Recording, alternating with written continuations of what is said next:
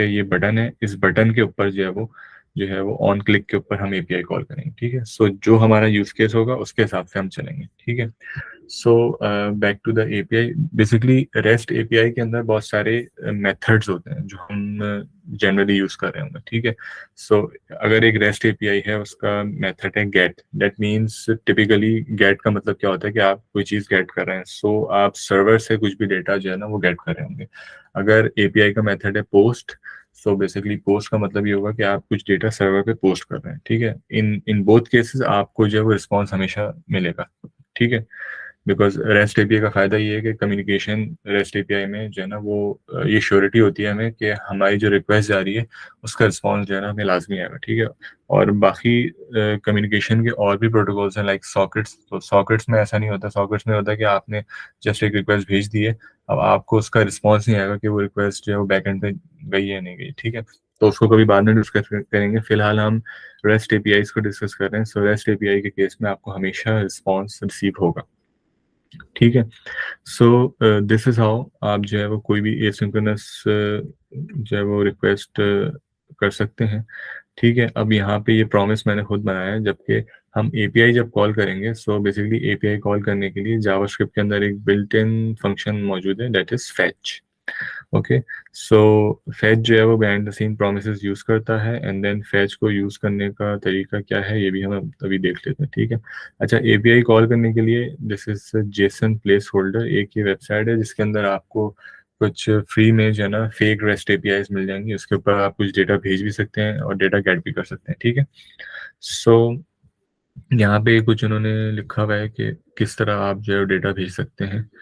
सही है, अच्छा, अब यहाँ पे मैं जो आपको बेसिकली ये गेट जो है ये HTTP मेथड है। सही है, सो गेट, जहाँ भी आपको गेट गेट की रिक्वेस्ट नजर आएगी वहाँ आपने समझ जाना है गेट का मतलब है कि आप डेटा जो है वो गेट कर रहे होंगे सर्वर से। और जहाँ भी पोस्ट की रिक्वेस्ट हो, बेसिकली पोस्ट का मतलब ये है कि आप डेटा कुछ सर्वर पे पोस्ट कर रहे हैं। सही है, सो आइडियली ऐसा ही होगा, बट जरूरी नहीं है हमेशा ऐसा हो। ओके,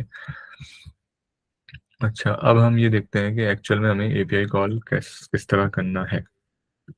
ठीक है, सो एपीआई कॉल करने के लिए हमारे पास जावास्क्रिप्ट का बिल्ट इन फंक्शन मौजूद है, दैट इज फैच।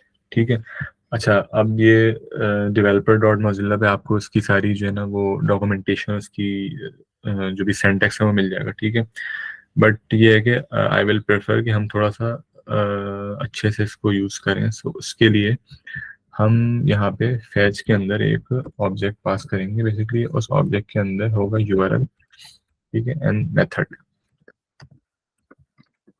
ठीक है, कोई भी एपीआई कॉल करनी है तो आपको दो चीजें लाजमी पता होनी चाहिए, first one is method and second one is URL. Okay, so URL क्या होगा बेसिकली, अब यहाँ पे हम जाके चेक कर लेते हैं, ये पोस्ट की रिक्वेस्ट है। ठीक है, सॉरी गेट की रिक्वेस्ट है ये, इसका यूआरएल मैं यहाँ से उठा लूंगा। सही है, अब ये इस यूआरएल का रिस्पॉन्स मुझे बता रहे हैं कि मैं जब ये एपीआई कॉल करूंगा तो ये डेटा मुझे दिखेगा। ठीक है, अब एक्चुअल में तो अभी हम इनकी वेबसाइट में मौजूद है, हम अभी अपनी रिएक्ट ऐप के अंदर इस यूआरएल को यहाँ पे कॉपी पेस्ट करते हैं एंड लेट्स चेक कि इसका क्या रिस्पॉन्स आता है। ठीक है, मेथड मैंने गेट दे दिया। अच्छा, अब फैच क्योंकि एक एसिंक्रोनस रिक्वेस्ट है, बेसिकली इस यूआरएल पे जाएगा और वहां से हमें डेटा लेके आएगा। ठीक है, सो फैच के साथ हमें डॉट देन और डॉट कैच ब्लॉक यूज करने पड़ेंगे। ठीक है, बिकॉज ये एसिंक्रोनस रिक्वेस्ट है, so obviously it will take time, 1 second 2 second जितना भी टाइम लगता है। Dot then dot catch block से हम ये मेक श्योर करेंगे कि हमारे पास जो है ना वो जो भी सक्सेस या फेलियर रिस्पॉन्स हमें मिल जाए। ठीक है, कॉल बैक फंक्शन के अंदर वेरिएबल्स के नेम आप कुछ भी दे सकते हैं। ठीक है, सो यहाँ मैं सिंपली यूज कर रहा हूँ डेटा, और यहाँ हम देख लेते हैं कि किस तरह यूज करना है, fetch and then okay,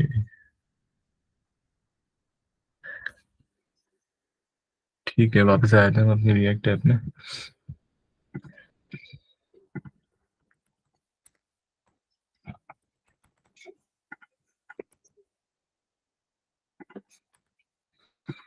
अच्छा, फैच हम यूज कर रहे हैं बेसिकली, सो फैच जो है वो आपको डेटा जेसन में कन्वर्ट करके नहीं देता है, तो डेट्स वाई आपने एक दफ़ा और देन ब्लॉक लगाना है, एंड देन इस देन ब्लॉक के अंदर आपको जो भी है, सबसे पहले हम यहाँ से जो डेटा है इसको बेसिकली कर देंगे json.stringify, sorry, json.parse data, यहाँ पे हमें डेटा जो रिसीव हो जाएगा।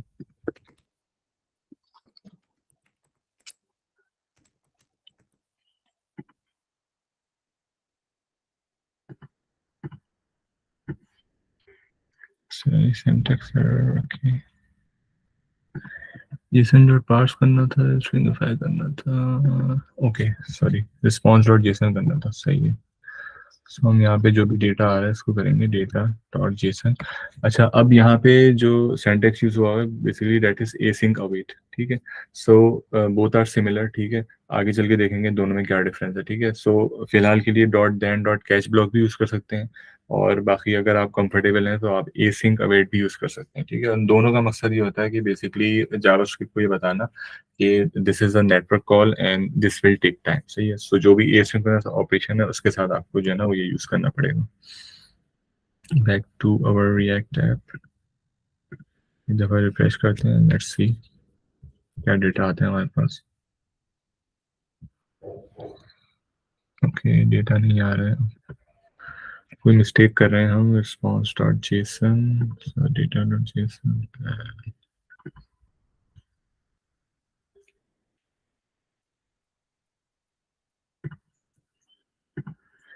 यहाँ पे भी एक एग्जांपल थी, यस।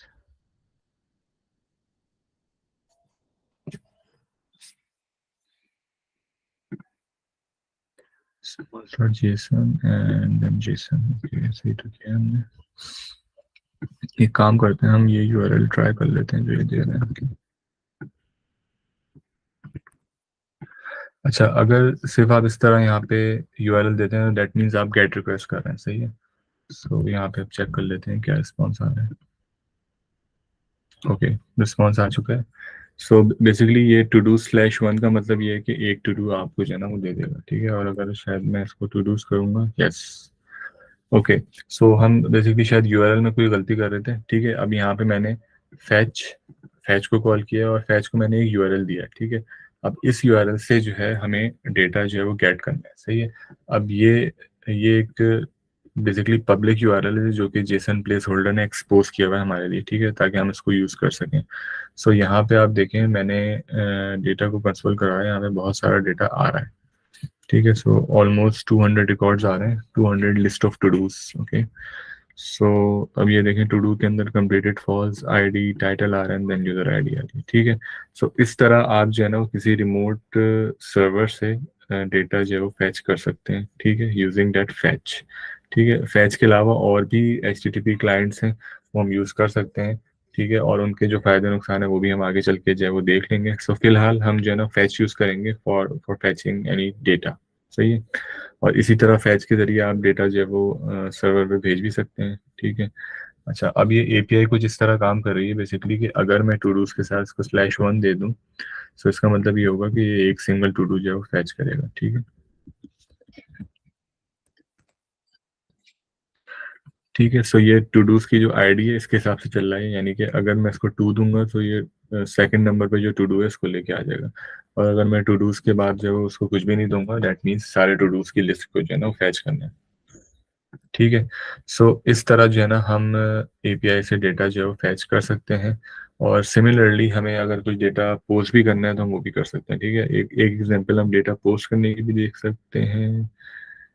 अम,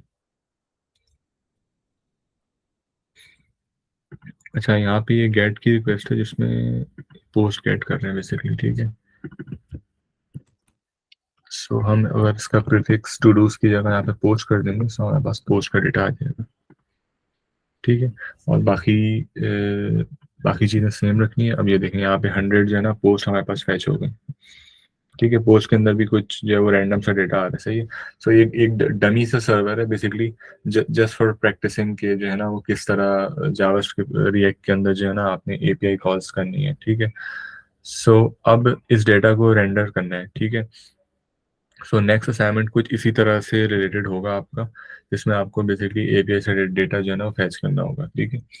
अब बाकी यूज इफेक्ट के अंदर मैंने फैच क्यों यूज़ किया है, बेसिकली इसलिए मैंने यूज इफेक्ट के अंदर फैच यूज़ किया है ताकि जब कंपोनेंट मेरा लोड हो जाए एंड देन लोड होने के बाद जो है फिर मैं एपीआई कॉल करूँ, सही है। इन मीन टाइम हम लोडर को भी मैनेज कर सकते हैं, ठीक है। अच्छा, अब लोडर को किस तरह मैनेज करेंगे? सिंपली मैं एक स्टेट बना लूंगा लोडिंग की, ठीक है। लोडिंग एंड देन इसका सेट फंक्शन होगा सेट लोडिंग, ठीक है। इसको इनिशियली फॉल्स होगी। जैसे ही मैं इस यूज इफेक्ट में आऊँगा, बेसिकली इस यूज इफेक्ट में आने का मतलब ये है कि हमारी जो यूआई है वो रेंडर हो गई है। सो मैं लोडर को ट्रू कर दूंगा, ठीक है। और जैसे ही मुझे यहाँ पे डेटा मिल जाएगा कंसोल के अंदर, सो मैं यहाँ पे लोडर को कर दूंगा फॉल्स, ठीक है।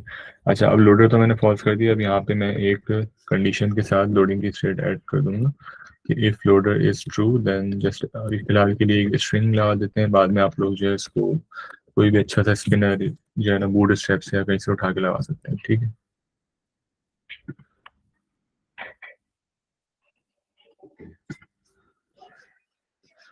अच्छा, हम इसको रिफ्रेश करके देखते हैं कि यहाँ पे लोडिंग स्टेट आ रही है नहीं आ रही है।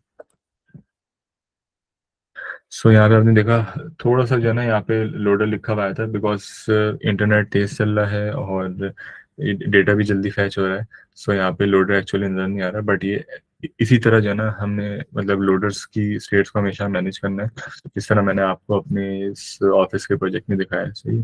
सो यहाँ पे थोड़ा ज़्यादा डेटा है, प्रोसेस होने में टाइम लगता है, तो इसलिए 2-3 सेकंड में एपीआई का रिस्पॉन्स आता है जब तक ये लोडर शो होता है, ठीक है। And logic remains the same, ठीक है। बट मेक श्योर ये करना है कि कैच ब्लॉक के अंदर भी लोडर को जो है फॉल्स करना है, ठीक है। कैच ब्लॉक के अंदर लोडर को इसलिए फॉल्स करना है क्योंकि इन केस अगर इंटरनेट बंद हो जाता है या फिर किसी भी वजह से नेटवर्क रिक्वेस्ट आपकी फेल हो जाती है, तो लोडर जो है फॉल्स रहना चाहिए, अदरवाइज लोडर जो है ना वो चलता रहेगा बार बार, ठीक है। सो जैसे ही डेटा मिलेगा हम लोडर को फॉल्स कर देंगे एंड सेकंड स्टेप, अब इस डेटा को हमें रेंडर करना है, ठीक है। अभी डेटा सिर्फ और सिर्फ यहाँ पे फंक्शन के अंदर हमारे पास मौजूद है, ठीक है। अब मैं ये कर सकता हूँ कि जो मेरी लिस्ट ऑफ टू डूज है बेसिकली उसके अंदर मैं सेट कर सकता हूँ, ठीक है। अब ये मुझे जो डेटा यहाँ पे मिल रहा है, यहाँ पे ये मुझे एरे मिल रहा है, ठीक है। तो मैं इस एरे को यहाँ पे सेट करवा दूंगा, ठीक है। और इसके अंदर मैं पास कर दूंगा बेसिकली डेटा। अब इस तरह मुझे डेटा स्टेट के अंदर मिल गया। अब स्टेट अगर मैंने नीचे मैप की हुई है तो ये सारा डेटा मुझे स्टेट के अंदर मिल जाएगा, ठीक है। फिलहाल मैंने टू डूज को जो है वो यहाँ से हटा दिया था बेसिकली। अभी इसको मैं दोबारा मैप कर लेता हूँ जस्ट टू शो यू कि किस तरह डेटा मैप होगा।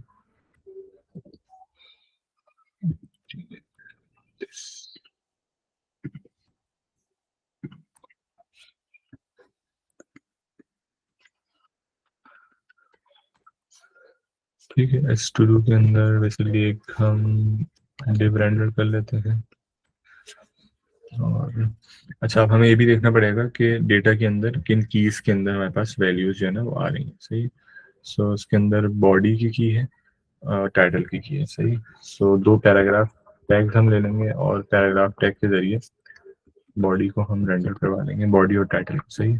So first one is title. अच्छा, अब मैं टाइटल कैसे एक्सेस करूंगा? आइटम डॉट टाइटल, ठीक है। आइटम के अंदर मुझे हर ये इंडिविजुअल जो है वो एक आइटम मिल जाएगा एरे के हर इंडेक्स पे, ठीक है। और बाकी ये पूरी लिस्ट है जो कि मैंने अपनी टू डूज की स्टेट के अंदर जो है ना वो सेट करवाई हुई है। So I think it will work. देखते हैं यहाँ पे बॉडी।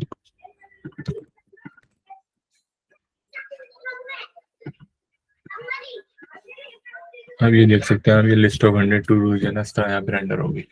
ऑब्वियसली यूआई पे आप काम करेंगे, ठीक है। सो नेक्स्ट असाइनमेंट आपका इसी से रिलेटेड होगा। आपने कुछ ना कुछ जो है वो डेटा फैच करना होगा, ठीक है। क्या होगा असाइनमेंट, ये होपफुली मैं 1-2 दिन में जो है वो पोस्ट कर दूंगा, सही है। Other than that next month आपका जो है ना वो रिएक्ट का पोर्टफोलियो प्रोजेक्ट जो है ना वो आपने सबमिट करना है, ठीक है। और पोर्टफोलियो प्रोजेक्ट की जो डिटेल्स हैं वो नेक्स्ट क्लास में हम डिस्कस कर लेंगे, बिकॉज अभी तक मैंने भी फाइनलाइज नहीं किया है कि पोर्टफोलियो प्रोजेक्ट के अंदर क्या होना चाहिए, और उससे पहले कुछ टॉपिक्स हैं मजीद जो कि आपने जो है ना वो कवर करने हैं, सही। सो फर्स्ट तो ये था कि आपने एपीआई कॉल जो है वो किस तरह करनी है जावास्क्रिप्ट में, ठीक है। अच्छा, अब इस केस को हम थोड़ा सा रिवर्स कर लेते हैं, ठीक है। अभी हम फिलहाल यूज इफेक्ट के अंदर एपीआई कॉल कर रहे हैं, ठीक है, बिकॉज हमें लोड होते ही डेटा चाहिए, सही है। अब मैं चाह रहा हूँ कि मैं ऐड, जैसे ही टू डू को ऐड कर रहा हूँ मैं कुछ डेटा जो है वो एपीआई पे भिजवा दूँ, सही है। तो उसके लिए हम ये कोशिश करते हैं कि अभी ऐड टू डू के बटन पे भी एक एपीआई कॉल लगा लेते हैं, ताकि आपको मतलब दोनों चीज़ों का आइडिया होगा। एक तो ये कि डेटा फैच कैसे करना है एंड देन कुछ डेटा पोस्ट कैसे करना है, सिंपल, ठीक है।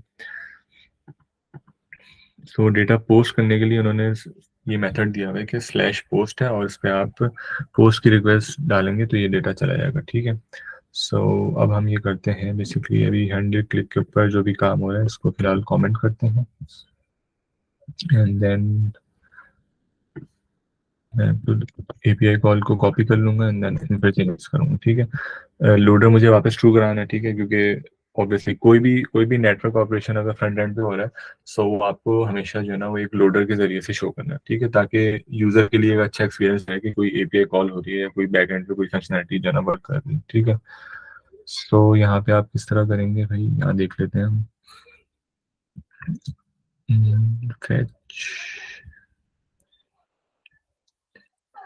ओके ओके ओके, सही है। सो पहले हम ये गलती कर रहे थे, फर्स्ट आर्गुमेंट हमेशा यूआरएल होगा, ठीक है, फर्स्ट आर्गुमेंट हमेशा यूआरएल है, और सेकंड आर्गुमेंट के अंदर एक ऑब्जेक्ट आएगा जिसमें हम डिफाइन करेंगे मेथड, सही है। और यहाँ पे मेथड मैं कर देता हूँ पोस्ट, क्योंकि अब मुझे डेटा भेजना है, ठीक है। यहाँ पे हम एंड पॉइंट वेरीफाई कर लेते हैं, उन्होंने बताया स्लैश पोस्ट, ठीक है। तो स्लैश पोस्ट पे मेथड पोस्ट करेंगे, डेट मीन्स कि आप कुछ ना कुछ डेटा जो है वो भेज रहे हैं एपीआई, ठीक है। अब आपको डेटा भेजना है, सो भेजने के लिए ऑब्वियसली बॉडी, यहाँ पे एक और की आएगी, डेट इज बॉडी, और बॉडी के अंदर जेसन डॉट स्ट्रिंगिफाई करके आप डेटा भेज देना। अच्छा, अब डिपेंड करता है आपने क्या डेटा भेजना है, ठीक है। सो फॉर नाउ मैं एक कोई भी हार्ड कोडेड यहाँ पे एक स्ट्रिंग भेज देता हूँ विद टाइटल एंड, ठीक है। अब यहाँ पे ऑब्वियसली हमें सेट टू डूज नहीं करना, हम यहाँ पे सिर्फ ये चेक करते हैं कि हमारे पास रिस्पॉन्स में क्या डेटा आता है, ठीक है। सो अब मैंने क्या किया है, 100 क्लिक के ऊपर दोबारा से एपीआई कॉल की है। इस दफ़ा मैंने मेथड पोस्ट रखा है क्योंकि मैं कुछ डेटा जो है वो पोस्ट करना चाह रहा हूँ, ठीक है, ताकि मैं चेक कर सकूँ बेसिकली कि क्या रिस्पॉन्स आते हैं एपीआई से, ठीक है। सब कुछ क्लियर करेंगे and then add to do, add to do मैंने जैसे ही किया, यहाँ पे जो है वो लोडिंग लिखा हुआ है। अच्छा, इसने रिस्पॉन्स ने यहाँ पे मुझे जो है ना वो आईडी 101 दे दी, ठीक है, डेट मीन्स कोई ना कोई जो है वो रिकॉर्ड क्रिएट हो गया। सो मैं अगर दोबारा कॉल करूं, सो 101, अच्छा, क्योंकि ये बेसिकली एक फेक रेस्ट एपीआई है, सो आप कोई भी इसके अंदर रिकॉर्ड क्रिएट करेंगे तो वो हमेशा सक्सेस रिस्पॉन्स ही आएगा, ठीक है। अगर मैं इसके अंदर कुछ भी ना भेजूं, सिर्फ सिर्फ टाइटल भेजूं या बॉडी, दोनों में से कोई भी चीज़ ना भेजूं, तब भी हमेशा मुझे सक्सेस रिस्पॉन्स देगा, ठीक है। जस्ट इसलिए ताकि आप लोगों को एक आइडिया हो जाए कि किस तरह जो है ना वो मेथड जो है वो आपने पोस्ट मेथड किस तरह जो है ना वो यूज़ करना है, ठीक है। अच्छा, अब आपने देखा कि गेट रिक्वेस्ट में आपको बेसिकली डेटा मिल रहा था, ठीक है, लिस्ट ऑफ पूरी एक एरे की लिस्ट मिल रही थी, ठीक है। अब क्योंकि आप डेटा पोस्ट कर रहे हैं, सो डेटा पोस्ट करने में आपको यहाँ पे सिर्फ ये एक आईडी जो है ना वो जनरेट कर रहा है, डेट मीन्स के बैकएंड पे एक रिकॉर्ड क्रिएट हो गया, ठीक है। सो अगर मैं आपको कोई रियल सिनेरियो अगर दिखाऊं कि इस केस में क्या होता है, सो बेसिकली यहाँ पे नेटवर्क टैब के अंदर आप एपीआई कॉल्स को जो है इंस्पेक्ट कर सकते हैं, ठीक है। सो अगर मैं, ठीक है, यहाँ पे मैं यहाँ पे इसको कर देता हूँ टेस्ट ऑब्जेक्ट, तो ये अब मैं सेव चेंजेस करता हूँ, ठीक है। अब यहाँ पे भी एक एपीआई कॉल होगी, so just to show you मैं आपको दिखाता हूँ किस तरह रिस्पॉन्स आता है।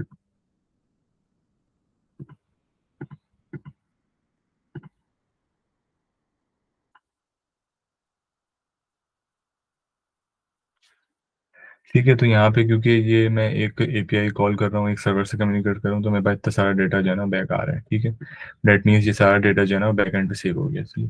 सो इन जेसन प्लेस होल्डर वो सिर्फ और सिर्फ एक आईडी रिटर्न कर रहा है, बाकी क्योंकि बाकी सारा डेटा इग्नोर हो रहा है, ठीक है। अगर वो डेटा सेव करने लगेंगे तो ऑब्वियसली बहुत सारा डेटा जो है सर्वर पे पॉपुलेट हो जाएगा।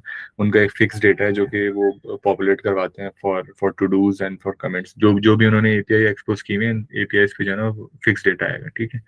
बाकी पोस्ट के मेथड उन्होंने जस्ट जस्ट डमी रखे हुए हैं कि आप इसके ऊपर जस्ट कोई भी डेटा भेज दें वो आपको सक्सेस रिस्पॉन्स देगा हमेशा, ठीक है।